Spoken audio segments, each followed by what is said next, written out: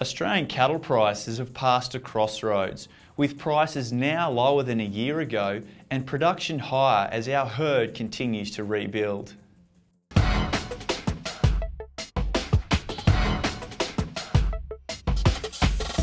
Hi, I'm Ben Thomas from MLA.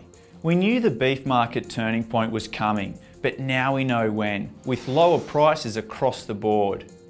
But the real crossroads came in June. For supply, eastern states' slaughter numbers crossed above year-ago levels for the first time in 3 years. And we forecast they'll stay above for the rest of this year. And no coincidence that at the same time, prices crossed year-ago levels heading in the other direction. This is the Eastern Market Indicator. The Western Indicator did it a month earlier. We'll remain well above that 5-year average for the foreseeable future. But for the past 3 years, producers selling cattle at the same time each year got more for them than the year before. And it's clear that that's now changed. Supply will keep building. By the end of the year, we're forecasting a total slaughter almost level with 2016, even though that crossroads wasn't until June.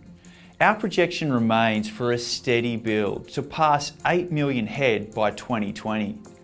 Herd rebuilding first takes female cattle off the market before sales volumes build. A female proportion of total slaughter under the 10-year average of 48% shows we've been rebuilding for 12 months. That it's still 3% below the average shows it's continuing. A higher male proportion through processes increases average carcass weight. Feedlots are adding even more kilos. Cattle on feed are at record highs. First time above 1 million head.